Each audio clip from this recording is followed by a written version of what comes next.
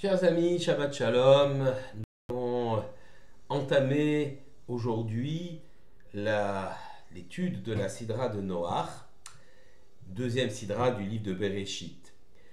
La Sidra de Noach nous décrit les premiers pas de l'humanité. À l'aube des civilisations, l'homme se cherche et finalement fait fausse route. Deux sociétés vont successivement se développer et chacune va sombrer à la suite de perversions de nature toutefois différente. Ces deux mondes si différents, mais voués à l'échec, portent le nom de Dor à Maboul, la génération du déluge, et la deuxième, Dor à Pélaga, la génération de la tour de Babel, ou, comme on peut dire, la génération de la division. La civilisation antédiluvienne, c'est-à-dire avant le Maboul, se caractérise par un individualisme absolu. L'homme ne cherche qu'à assouvir ses propres désirs, ses passions, au détriment même de l'existence d'autrui. Prendre à l'autre, voler, posséder, dominer, tuer si c'est nécessaire. Voilà les seules motivations humaines. L'autre n'est rien moins d'autre qu'un simple objet. Au pire, un obstacle dans la possession et dans le pouvoir qu'il faut détruire. Cette société individualiste, qui privilégie le plaisir personnel au détriment même de l'existence d'autrui, a bien évidemment rejeté le Créateur et son projet. Il a rejeté le principe essentiel de la création, le respect absolu des droits de chaque être humain. Car chaque être humain est fait à l'image de Dieu. Et la violence, la guerre et le meurtre sont le lot quotidien de ce monde terrifiant.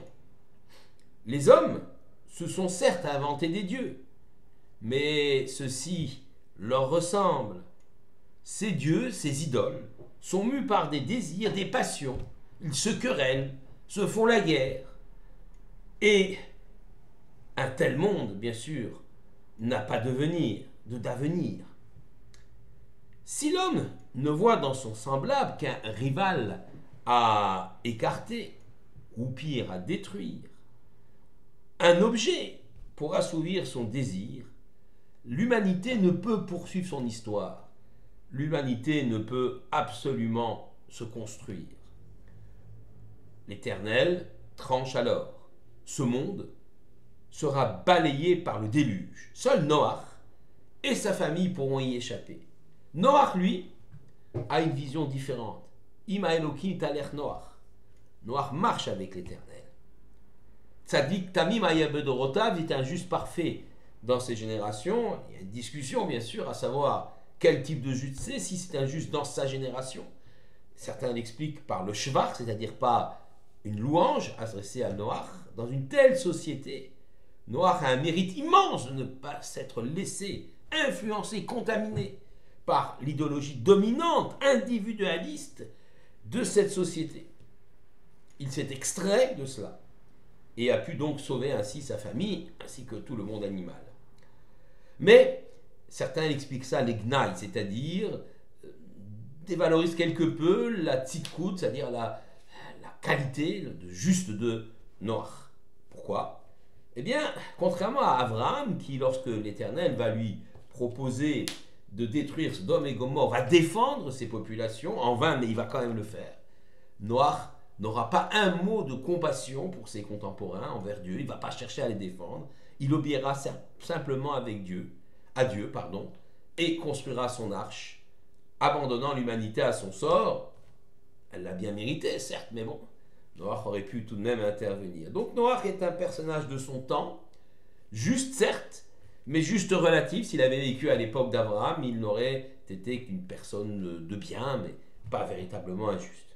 En tout cas, cette première période, qualifiée donc de période précédant le déluge, antédiluvienne, est allée vers un échec total, car une société individualiste qui nie l'existence même d'autrui ne peut poursuivre son histoire. La deuxième période est marquée par une union sans précédent de toute l'humanité dans la vallée de Babel. Nous sommes au cœur de ce monde mésopotamien, décrit par les archéologues comme le berceau de la civilisation. C'est effectivement là-bas que serait née la société, la civilisation des hommes, au moins la civilisation que nous connaissons aujourd'hui. Les hommes, ici à Babel, sont liés par un projet extraordinaire, celui de bâtir une ville, puis une tour gigantesque dont le sommet atteindra le ciel.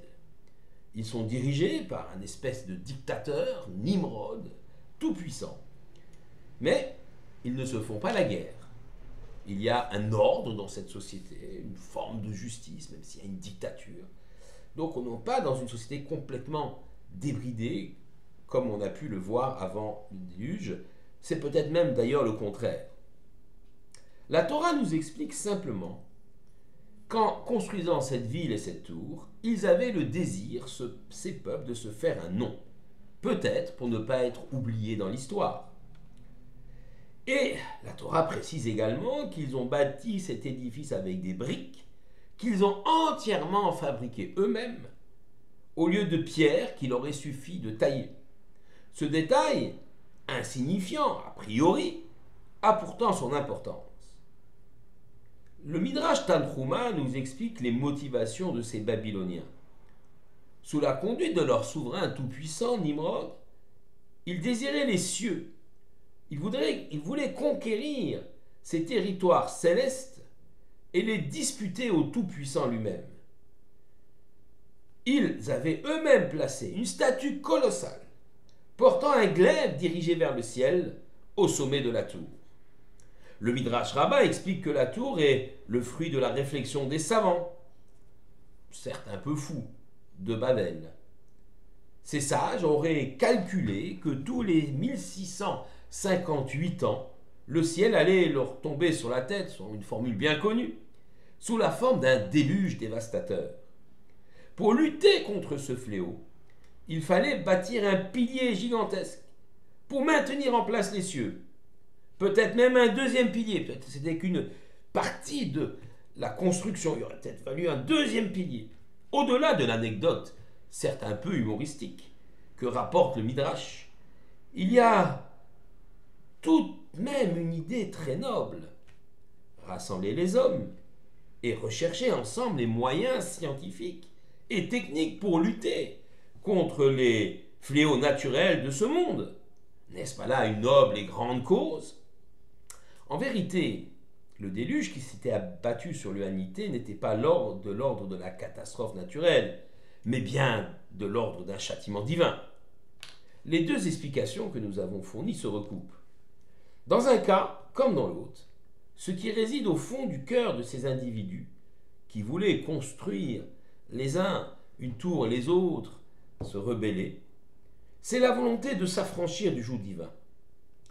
Une humanité toute puissante est capable de prendre seule en main, pensait-il, son destin. Quel orgueil! Notre vision juive des choses est bien différente. Il est vrai que l'homme doit faire tout ce qui est humainement possible pour guérir les maladies. L'économiste doit faire tout le maximum pour faire disparaître la pauvreté et les scientifiques pour améliorer les conditions de la vie humaine. Toutefois, si l'effort appartient à l'homme, la réussite demeure dans les mains du Créateur. Prendre conscience de ce fait, c'est faire preuve d'humilité, mais aussi choisir de mettre ses pas dans le projet même du Créateur qui nous a offert la vie. L'homme doit comprendre que l'Éternel a placé en lui d'immenses forces et qu'il a peut-être le pouvoir de découvrir les secrets extraordinaires de ce monde, du monde dans lequel il vit. Toutefois, pour grandir, vivre, il faut accepter que nous ne sommes pas les seuls à déterminer notre avenir.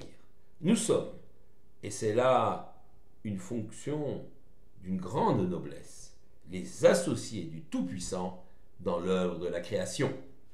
Shabbat Shalom à tous.